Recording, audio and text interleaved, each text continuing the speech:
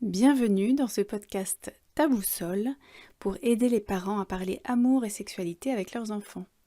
Je suis Valérie Demainvielle, psychologue clinicienne depuis 24 ans. En 2015, j'ai réuni tout ce que j'avais appris, compris, aimé, tout ce qui avait le plus aidé pour en faire une méthode d'accompagnement originale que j'ai appelée Ma Juste Place. Avec cette méthode, j'accompagne celles que j'appelle mes Wonder Woman épuisées, celles qui veulent vivre leur vie en grand, mais qui, à force de tout vouloir trop parfaitement réaliser, une vie amoureuse justement, des enfants dégourdis, une vie sociale épanouie, en arrivent à s'épuiser et à craquer. Qu'est-ce que je fais avec elles ? Je les aide à se remettre au centre de leur vie, à se reconnecter à qui elles sont vraiment, pour qu'elles puissent exprimer le meilleur de ce qu'elles ont à exprimer dans le monde. Tous les lundis, je publie des minutes du lundi, qui sont autant de clins d'œil pour aider chacune à se mettre en chemin vers sa juste place. Ta boussole, c'est une nouvelle rubrique de cette minute du lundi qui consiste à offrir du contenu gratuit sur un thème particulier, protéger nos enfants de la pornographie. Ce projet Ta boussole est né après un événement qui m'a chamboulée. J'ai en effet découvert que mes enfants avaient été exposés à plusieurs reprises à des vidéos pornographiques. Alors même que nous n'avons ni télévision ni écran chez nous, et que nous résistions depuis leur entrée au collège à les équiper de smartphones pourtant tant réclamés.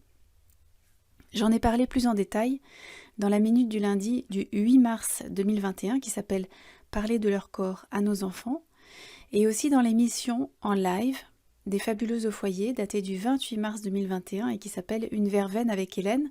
Vous pouvez trouver le lien sur YouTube. Parce que ma conviction, c'est que nous, parents, nous avons à éduquer nos enfants totalement différemment de l'éducation que nous avons reçue à l'amour et à la sexualité.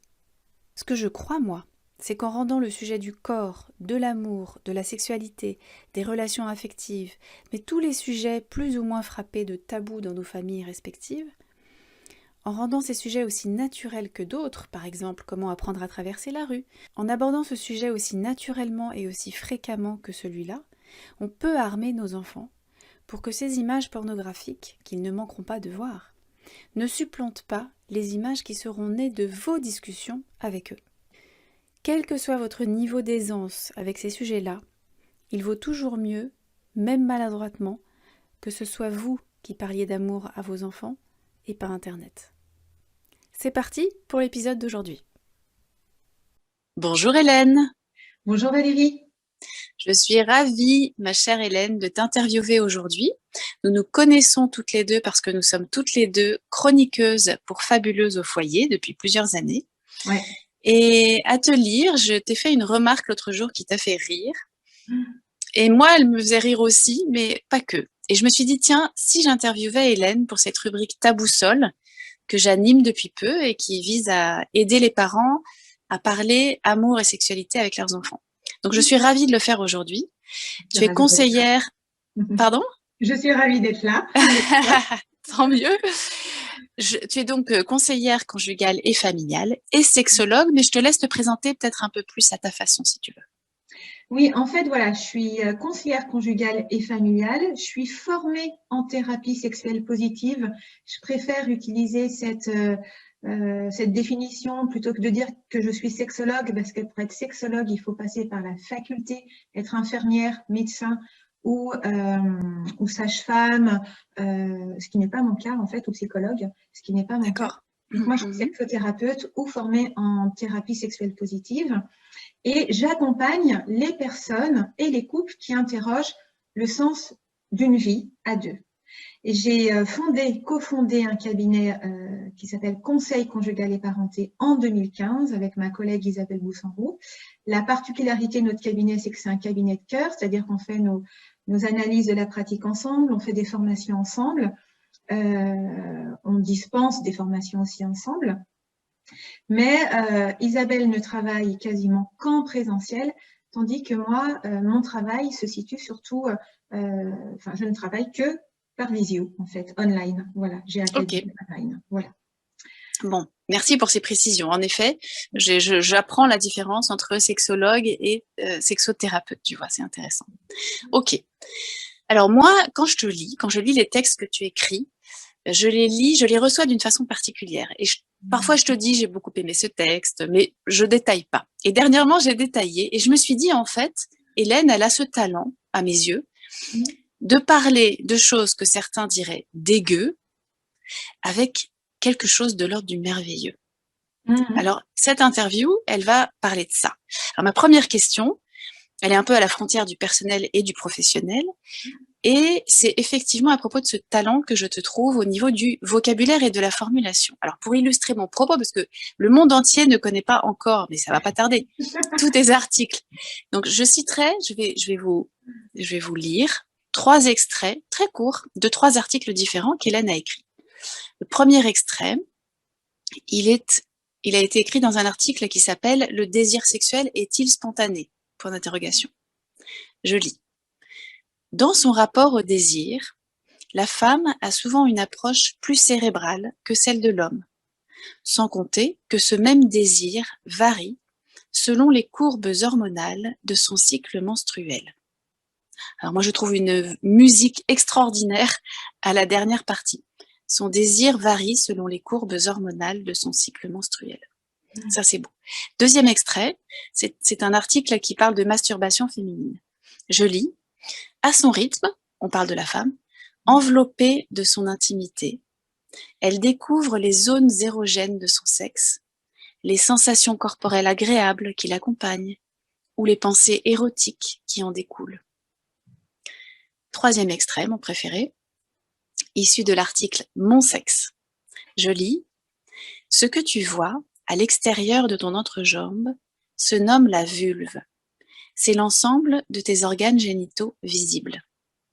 Ta vulve est surplombée par le mont de Vénus, petit amas graisseux, couronné de poils, signe de ton corps mature, dévalant jusque l'arrière de ton sexe, en le recouvrant partiellement. Ton sexe a l'odeur de ton corps, le parfum de ton cycle, de ses écoulements ou de son silence. » Voilà pour les extraits. Moi, quand je lis ça, je vois des paysages peints par une main délicate. Je reçois tes mots, la plupart, presque tous tes mots, dans tous tes articles, comme une poésie. Alors, je voulais te demander, d'où te vient ce talent de parler de sexe ou d'organes génitaux? Alors, tu vois, ce mot-là, organes génitaux, je trouve tellement moche, avec tellement de poésie. Est-ce que c'est un truc qu'on t'a appris quand tu étais enfant? Est-ce que ça vient d'une rencontre particulière ou de découverte personnelle? Qu'est-ce que tu peux nous dire? Alors en fait, ta question, elle m'a beaucoup amusée, Valérie, et je me suis dit, bon, là, il va falloir que je me mouille un petit peu, c'est-à-dire que je raconte un petit peu mon parcours. Et en fait, j'ai toujours aimé la poésie. Je pense que moi, j'ai vraiment un profil littéraire, j'ai toujours beaucoup lu et j'ai toujours adoré les comptines quand j'étais petite, à la maternelle, et la poésie en primaire. C'est-à-dire que je lisais déjà de la poésie en primaire et j'écrivais des poésies. Et souvent, fallait bien que j'ai un talent quand même, parce que j'étais nulle en maths, mais en poésie, j'étais première. Donc, j'ai toujours aimé la poésie. Et comme je suis née dans une famille de lecteurs, en tout cas mon père est un grand lecteur, il a vraiment encouragé mes lectures et de fait, il m'a offert des livres, beaucoup de livres, notamment des livres de poésie illustrés. Donc tu vois, au primaire, j'ai quand même déjà lu beaucoup de poésie. Pareil au collège, au lycée et encore aujourd'hui. J'aime la poésie, voilà. Alors, j'écris plus de poésie, mais j'écris... Dommage. Ouais. Les poésies, c'était au primaire jusqu'au lycée, quoi, voilà. D'accord. Donc, ce que je comprends, c'est que tu as reçu de tes parents et de ton père notamment un sens de la poésie. Un sens de la poésie, un sens de la lecture. Après, c'est moi qui me suis intéressée à la poésie parce qu'effectivement, j'aime le fond des mots, j'aime les écouter, j'aime aussi jouer avec leur sens, etc.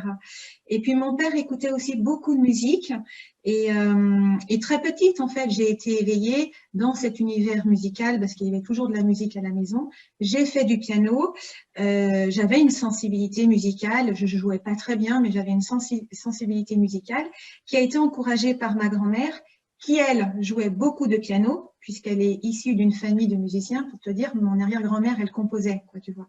C'est des petites choses, hein, c'est des petites choses, mais c'est juste pour te dire qu'il y avait un univers sensible à la musique, à l'art d'une façon un petit peu plus globale. Et moi, j'ai été beaucoup touchée quand j'étais petite par la Traviata, par exemple, par Chopin, qui fait partie de mes musiciens préférés, ou par Mozart. Alors, c'est vrai que je me souviens au primaire, quand on me demandait qui était mon chanteur préféré, je disais ça me donnait un côté un peu… bon, c'était comme ça, j'avais pas la télé, donc c'était pas Chantal Goya, c'était Mozart. Et à l'adolescence, comme mon père écoutait toujours beaucoup de musique, j'ai découvert Gainsbourg. Donc, tu vois, on change un peu de registre. Et Gainsbourg, qui était quand même assez sulfureux et provoquant, c'est quand même, quand on écoute ses chansons, c'est quand même un excellent parolier. Et j'ai été très touchée par ses mots. Certaines chansons sont profondément érotiques et provocantes. Mais n'empêche que moi, adolescente, ça m'a touchée. Voilà, c'est comme ça. C'est comme ça. Et j'ai commencé du coup à questionner un petit peu la sexualité à travers les paroles dans les chansons, à travers les livres que j'ai pu lire.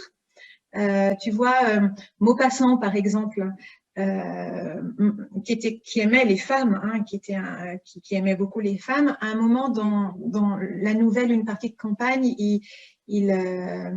comment dire, il décrit un orgasme à travers le cri du rossignol. Et moi, j'ai découvert ça au lycée, j'ai trouvé ça génial. Tu vois, je me suis dit, ah, c'est ça la sexualité, tu vois, c'est super, quoi. Donc, j'ai découvert, en fait, la sexualité à travers les mots, à travers la musique. En tout cas, ça s'est relié à un moment donné. À un moment donné, ça s'est rencontré. Et toujours à l'adolescence, comme j'avais ce côté un petit peu sensible aux mots, aux choses, à la musique, j'ai découvert la peinture. Je suis tombée amoureuse de Gauguin. Donc, je ne sais pas si tu connais un petit peu les peintures de Gauguin, mais il y a pas mal de dessins de jeunes filles, jeunes femmes nues qui sont assez beaux. J'ai découvert les nus. Mon rêve, ce serait de prendre des cours de dessin de nus, quoi, tu vois, de dessiner des nus. Et à l'adolescence, j'ai découvert, ou un peu plus tard, j'ai découvert l'exposition de Rodin érotique. Et là, ça a été une révélation. Alors, je ne sais pas si tu connais les dessins de Rodin érotique, mais bon, c'est très érotique, hein, mais c'est Rodin, quoi. Tu vois, c'est Rodin. J'ai découvert les bronzes de Rodin. Et là, ça m'a vraiment… ouais, moi, ça me touche. Ça me touche beaucoup de découvrir que le corps d'un homme, le corps d'une femme, eh ben, on peut… à travers un dessin ou à travers une poésie ou à travers des mots, on peut complètement le sublimer, le transformer et en faire quelque chose de magnifique. Pareil, les dessins de Rodin, c'était pas anodin, hein, il a essentiellement dessiné des couples de femmes. Donc, tu vois, moi, quand j'étais adolescente, c'était des choses qui n'étaient pas tellement dans mes codes, mais c'est quand même, n'empêche, grâce à ces dessins aussi que j'ai pu avoir accès à l'érotisme. En fait, l'érotisme, c'est de la poésie quand il pense. Hein, c'est de la poésie. Donc, voilà. Donc, je pourrais donner des tonnes d'exemples. J'ai été très marquée aussi par un livre qui s'appelle Paulina 1980 de Pierre-Jean Jouve, où l'auteur, pour décrire le corps de son héroïne, reprend le Cantique des Cantiques. Donc, de fil en aiguille, je suis allée relire le Cantique des Cantiques. Et le Cantique des Cantiques est un texte érotique qui est vraiment très, très, très intéressant. Très intéressant. Ces seins sont des biches. Enfin, t'imagines, si tu peux, enfin, c'est quand même pas mal d'avoir ces seins comparés. On m'a jamais dit ça. Alors, moi, mon mari rigole beaucoup quand je lui dis ça. Mais en tout cas, moi, ma sensibilité, tu vois, tu me demandais d'où venait cette poésie que tu trouvais dans mes textes, soit dans la musique, soit dans l'agencement des mots. Ben, je pense qu'en fait, c'est quelque chose qui m'a pétrie toute petite jusqu'à maintenant. Et ce que je regrette un petit peu aujourd'hui, c'est que j'ai peut-être moins le temps de travailler cette partie de moi-là, parce que je suis complètement prise par le cabinet puis par notre famille nombreuse. Mais, et si tu avais l'occasion de le faire, tu ferais comment?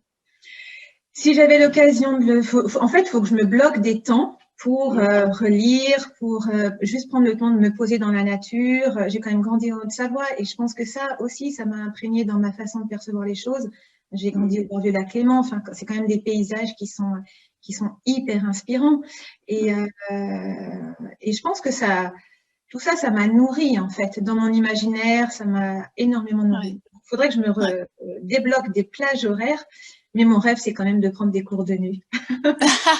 Ça viendra, ça va venir. Alors, à propos de cours de nu, tu proposais dans un de tes articles, celui qui s'appelle Mon sexe, aux femmes qui te lisaient de dessiner leur sexe. Alors, je t'avoue que je me suis prêtée au jeu parce que j'ai trouvé ça inédit. Je pense que je l'avais jamais fait avant. Qu'est-ce que découvrent les femmes qui se prêtent au jeu? J'imagine que c'est une proposition que tu fais aussi dans les consultations, ou en tout cas, tu as dû déjà avoir pas mal d'échos à propos de ça. En quoi est-ce que notre regard sur notre sexe a des conséquences, j'imagine, sur la façon dont on envisage la sexualité? Est-ce que tu peux nous en dire un peu plus sur ce que ça fait de dessiner son sexe? Alors, en fait, moi, c'est un exercice que j'ai vécu dans un atelier collectif. Qui avait eu lieu il y a quelques années dans ma région. C'était un atelier sur la vulve, tout simplement, qui a été mené par une sage-femme. Et j'avais adoré cet atelier, et elle nous avait envoyé dessiner notre vulve. On était une quinzaine de femmes. Et au début, je m'étais trouvée un peu bête en me disant, mais comment je vais dessiner ça? C'est vrai que c'est pas tous les jours qu'on me propose cet exercice. Et en même temps, j'ai trouvé l'exercice très intéressant. Et ensuite, je l'ai retravaillé d'un point de vue professionnel pour savoir comment moi, j'avais envie de l'amener à mes clientes et pourquoi est-ce que j'avais envie de l'amener à mes clientes. Parce que dans cet atelier collectif, on était dans quelque chose où on était en collectif déjà, on n'était pas, on était dans un partage ensuite de nos dessins. Donc j'avais apprécié l'expérience, mais c'est pas ce que je propose à mes clientes non plus. Donc j'avais besoin de me réapproprier l'exercice au niveau professionnel pour ensuite le reproposer à mes clientes et me dire mais pourquoi est-ce que j'ai envie de leur proposer cet exercice au-delà du fait que cet exercice, moi, m'est touché. Et en fait, je pense que c'est une façon de se remettre en lien de façon concrète avec cette partie de notre corps de femme, du sexe féminin, de façon positive. Parce que quand j'accompagne mes clientes, souvent le sexe féminin, tel qu'elles le décrivent ou tel qu'elles l'ont entendu dans leur environnement, ou petite ou à l'école, c'est un trou, c'est du vide, c'est t'as pas de zizi, le sexe, il y a des choses même méchantes ou graveleuses, ça sent la moule, ou une cliente qui me disait que son sexe était un garage à vélo. Donc tu vois, des mots qui sont très durs et qui ne signifient pas grand-chose du sexe de la femme, à part blesser ces femmes. Donc, dessiner son sexe, déjà, c'est accepter de se dire, tiens, comment est-ce que je vais, quel contour j'ai envie de lui donner, quels sont les mots que j'ai envie de lui dire, parce que j'invite aussi mes clientes à mettre des mots autour de ce sexe qu'elles vont dessiner. Donc, c'est une façon de se remettre en lien de façon positive, en donnant des mots doux, en renommant les choses s'il faut, parce qu'on passe toujours un petit peu quand même par un petit cours d'anatomie. C'est bien, mais c'est bien de renommer les choses. Et ensuite, comment est-ce que je dessine pour me remettre en lien avec ce sexe de façon positive? Et puis, pour certaines femmes, c'est aussi une façon de travailler à travers le dessin. Alors, on n'est pas dans de l'art-thérapie, mais elles mettre des fleurs, elles mettent des choses très jolies. C'est une façon de travailler sur leur schéma corporel. Parce que certaines femmes, dans leur éducation, leur sexe a tellement été passé sous silence, a tellement été tabou pour plein de raisons, parce que le sexe c'était sale, ou parce que le sexe était tabou, ou parce qu'il ne fallait pas éveiller l'idée que le sexe puisse être source de plaisir. On ne sait pas ce qu'elle aurait pu en faire avec. C'est un peu ça, ce que me disent les jeunes femmes que j'accompagne. Donc en fait, ce sexe est passé sous silence, et dans leur schéma corporel, c'est comme si en fait le chemin n'existait pas, le vagin, si tu préfères, n'existait pas. Donc, ce sont des femmes qui, au moment de la pénétration, ont très mal, ou alors n'arrivent pas à s'ouvrir. Donc, on retravaille le schéma corporel, et c'est une façon, en fait, de réaliser que le sexe de la femme, c'est aussi un chemin, c'est un endroit où un sexe d'homme peut rentrer, où ce vagin est fait pour accueillir ce sexe d'homme. Donc, on retravaille sur cette entrée. En fait, on retravaille sur l'entrée. Que représente le sexe. D'accord. Qu'est-ce que tu recommanderais ou qu'est-ce que t'inspirerait des femmes qui te diraient, en faisant l'exercice, je me rends compte que soit je ne connais pas mon sexe, je ne sais pas le dessiner, soit je le trouve vraiment trop moche. C'est moche. Oui, c'est ce que me disait effectivement une cliente. Elle me disait, mais une muqueuse, c'est moche, c'est comme ma bouche quand je regarde mes dents, c'est moche, c'est pas extraordinaire. Elles sont nombreuses à me le dire. Mais en fait, c'est le corps. Il y a deux choses. Déjà, si elles ne savent pas dessiner leur sexe, elles peuvent aller le voir dans un miroir. tout simplement. Elles prennent un petit miroir, elles se font une ambiance un petit peu douce pour elles, etc., dans leur chambre, dans un petit moment intime. Et elles regardent comment est fait ce sexe. Si regarder leur sexe, c'est quelque chose de trop violent dans un premier temps, elles peuvent le toucher avec leurs doigts. C'est-à-dire, elles vont rencontrer leur sexe à travers le sens, celui du toucher, plutôt que d'utiliser celui de la vue. Donc déjà, ça, c'est une première étape. Ensuite, quand elles auront touché, quand elles auront regardé, elles pourront dessiner. Effectivement, c'est pas très beau un sexe, mais c'est comme si on te regarde le fond de la gorge, quoi. C'est pas très beau, ou quand on te regarde les oreilles. Mais le corps est fait comme ça de toute façon. Il y a une approche anatomique du corps et le fait de passer au dessin, c'est lui donner une autre dimension, une dimension érotique. C'est une façon de sublimer en fait ce corps. Alors moi, je suis assez à l'aise avec le corps parce que mes parents étaient soignants. Mon père était médecin, puis maman était infirmière. Donc j'ai une approche du corps qui est assez décomplexée. Pour certaines femmes, c'est pas du tout le cas. Et souvent, je leur dis, mais vous savez, quand vous faites de la cuisine, parfois vous cuisinez des trucs tout bêtes, puis parfois vous faites des choses un petit peu plus gastronomiques. Et ça, c'est vraiment le propre de l'homme, c'est de pouvoir transformer en fait un matériau de base qui est pas très beau à la base en quelque chose de beau. Voilà. Et je sais pas si je m'explique bien, mais passer au dessin, c'est transformer ton corps qui est fait comme ça, avec les poils, les muqueuses, la peau, puis le vieillissement de ce corps aussi, ou alors ce sexe qui a pu voir plusieurs enfants naître, c'est le transformer en quelque chose de beau, quoi, voilà. Donc on passe du sale, mais en fait dans ma représentation, c'est pas si sale, et là on peut accéder à la métaphore, on peut accéder à la poésie en fait. Mon sexe, c'est pas qu'une muqueuse, en fait mon sexe, c'est une entrée. Voilà, Ok. En t'écoutant, j'ai des images du peintre Klimt qui me viennent en tête et qui, me semble-t-il, était particulièrement doué pour mettre des petites fleurs, tu sais, sur ces personnages, pour indiquer quelque chose de l'ordre de l'amour, de la douceur. Et peut-être qu'effectivement, ces femmes-là pourraient, j'aime bien cette idée de transformer une réalité qui est peut-être difficile à envisager en une représentation graphique améliorée à sa façon. Exactement. Comme tu disais, avec des fleurs, avec des couleurs, qui soient pas l'exacte représentation de la réalité, mais qui soit l'imaginaire de chacune de son sexe. C'est ça, on fait appel à l'imaginaire. Et il y a une cliente qui m'a dit l'autre jour, qui m'a fait une réflexion très jolie. Elle se demandait comment parler du sexe féminin à sa fille. Et puis en réfléchissant, elle me dit, mais j'ai des fleurs dans mon jardin, on dirait un sexe. Je dis, voilà. Utiliser, c'est vrai que les fleurs, souvent on a des fleurs qui ressemblent à un sexe de femme. Je dis, mais utiliser la fleur, c'est pour vous, c'est une façon de parler joliment du sexe de la femme. C'est quand même plus sympa de prendre une fleur pour dire à sa fille, regarde, ton sexe, c'est aussi délicat qu'une fleur, il y a des grandes lèvres et qui se ferment sur les petites, etc., que de dire ton sexe, t'as pas de sexe ou c'est un trou, quoi. Voilà. On n'est pas dans le même registre. Alors, la transition est parfaitement faite vers ma dernière question qui justement parle de transmission. Alors, moi, j'aimerais bien lire un nouvel extrait, parce que je ne m'en lasse pas, d'un de tes articles qui s'appelle « Le sexe de nos hommes ». Je précise que tous ces articles, on les trouve sur le site fabuleuseaufoyer.com. Alors, je lis. La sexualité masculine, comme la sexualité féminine, sont faites de flux, de sécrétions, visibles et odorantes, un mécanisme du corps bien rodé, signe de bonne santé, qui fait partie de la vie et qui n'est donc pas sale. S'ouvrir au sexe de l'autre dans sa réalité physiologique, anatomique, charnelle, lucide, est un chemin de maturité et de croissance positive au sein du couple, un chemin possible de joie partagée. Alors là aussi, différemment, moins en musique, je trouve beaucoup de poésie dans la conception de ce que peut être la sexualité partagée dans le couple.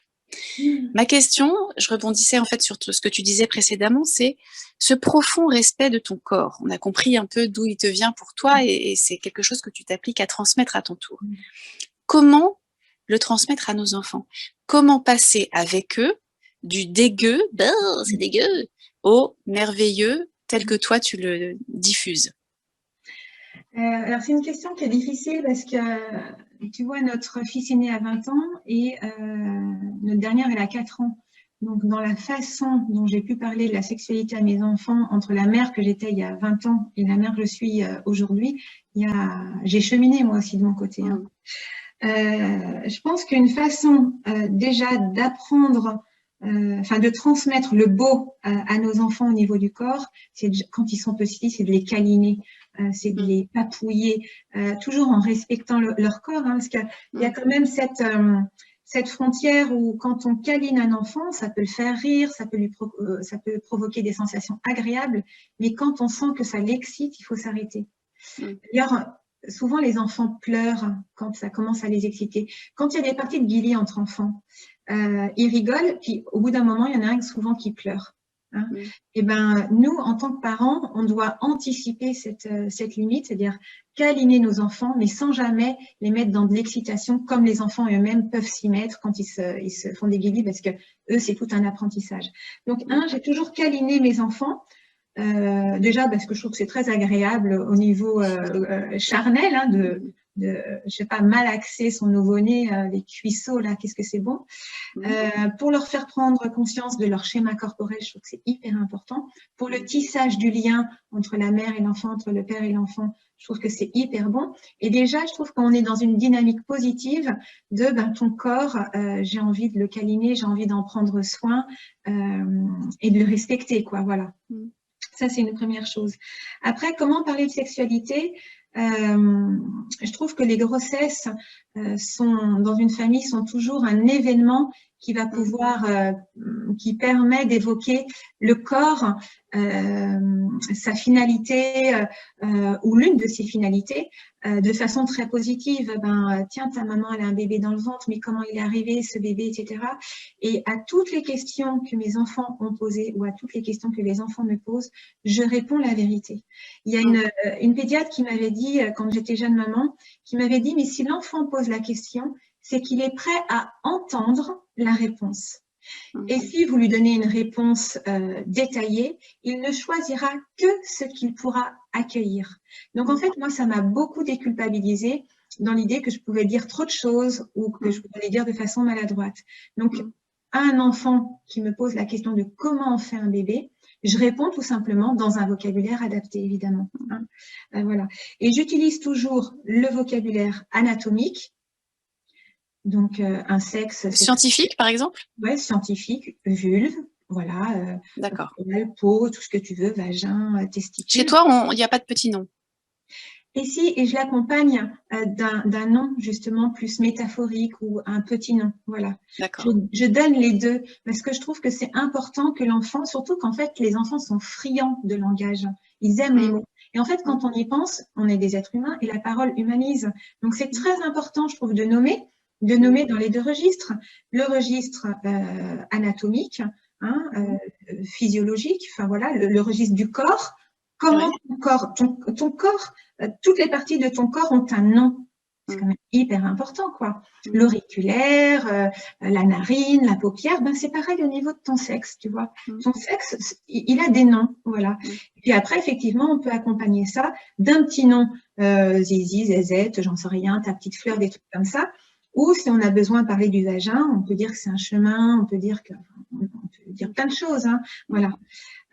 Donc, j'ai toujours associé ces deux façons d'appréhender le sexe, anatomique et métaphorique ou poétique ou des petits noms, quoi, voilà. Ça, quand ils étaient un petit peu plus jeunes.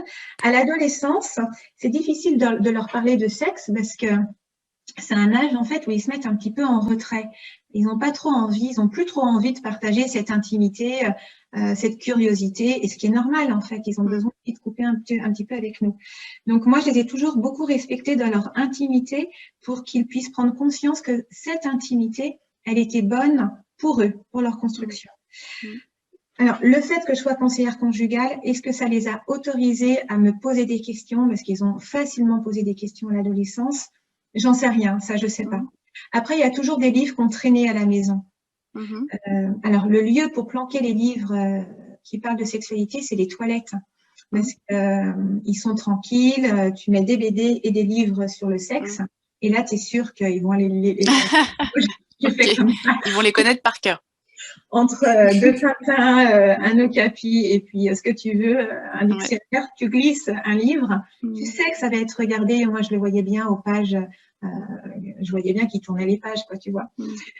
Donc, il y a des choses que j'ai pu verbaliser, mais il y a des choses aussi que j'ai pu poser dans la maison de façon discrète et que les enfants ont pu aller prendre au moment où ils en avaient envie. Comme ça, au moins, je les laisse assez libres dans cette façon de s'approprier eux-mêmes leur corps qui change et ils n'ont peut-être pas toujours envie de poser des questions. D'accord. Et par contre, on a expliqué des choses, mais j'ai l'impression qu'on n'en a pas fait des tonnes, tu vois. Parce que aussi, nos enfants, et ça je le dis aux parents, quand un enfant dit stop, je trouve que c'est intéressant de respecter son stop. Voilà. Ouais, ok. Bon, merci beaucoup Hélène pour toutes ces réflexions passionnantes. Ça donne envie d'encourager toutes les femmes qui nous écoutent, et les hommes aussi d'ailleurs, à se réapproprier leur sexualité, leur sexe à eux déjà pour commencer. Pour être plus détendu avec la question, parce que je trouve que ça se dégage beaucoup de ce que tu dis, c'est qu'il y a une grande détente, une grande aisance chez toi à parler du sexe comme partie du corps, à aimer, et ça c'est quelque chose qui manque dans pas mal de familles sans doute. C'est pas facile de parler de sexe, parce que c'est aussi un lieu de blessure, puisque dans la sexualité, il y a notre corps, mais il y a aussi nos émotions, il y a notre histoire, il y a plein de choses qui se rejouent avec tout notre héritage familial. Donc, on peut comprendre que ça puisse provoquer des blocages dans certaines familles. Mais je pense que si on arrive à transmettre, que ce soit dans un accompagnement professionnel ou dans notre entourage familial, l'idée que mon sexe a de la valeur, alors mon sexe, je vais en prendre soin. Alors, je vais accueillir le plaisir qu'il me procure et un jour, j'accueillerai le fait que mon sexe puisse provoquer du plaisir à un autre, sans culpabilité et puis toujours à ma façon, quoi. C'est-à-dire, je m'approprie pleinement la sexualité que j'ai envie de vivre. C'est-à-dire que j'accueille le potentiel érotique de mon sexe. Mon sexe n'est pas que relié à la fertilité. Mon sexe n'est pas que pulsionnel. Il y a cette dimension érotique, qui est une vraie question, mais qui est une question intéressante. Super, merci beaucoup Hélène. Pour le mot de la fin, j'aimerais bien, moi je me souviens de Frédéric Le Boyer qui faisait des bouquins assez poétiques sur l'accouchement, le comparant à une vague avec des très belles photos. Tu as parlé tout à l'heure d'un bouquin que tu avais lu quand tu étais enfant, sur la poésie, qui t'avait beaucoup marqué. Je ne sais pas s'il est relié au corps ou pas du tout, mais est-ce que tu nous partagerais ce bouquin-là ou pas? C'était un bouquin de poésie qui s'appelait Recueil de poésie, mes premières poésies. Donc... Ok, d'accord. Tu sais, je suis de 78, donc je vais l'avoir dans les mains en 86-88. Il y avait plein de jolies poésies. Je crois que le titre, c'était Mes premières poésies, recueil, premier recueil de poésie. Donc, bon, super. Si je le retrouve, je vous donne une photo. Ok, je te remercie beaucoup Hélène, c'était passionnant et j'espère de tout mon cœur que ça va inspirer les femmes et les hommes qui nous écoutent. Et puis à bientôt pour tes projets variés, multiples, que tu nous transmettras sur ta page Facebook. Est-ce qu'on peut donner ton site internet? Oui, conseilconjugal et parentalité.com. Voilà. Conseil tout attaché. Et parentalité.com, tout attaché. Ouais. Ok. Ok, en tapant Hélène Dumont, tu trouves aussi D-U-M-O-N-T. Oui, en tapant Hélène Dumont, ou même via le site des Fabuleuses, en fait. Voilà. Oui, c'est vrai. Via le site des Fabuleuses, on me retrouve. Voilà, merci. Très bien, merci beaucoup Hélène. Au revoir. Au revoir.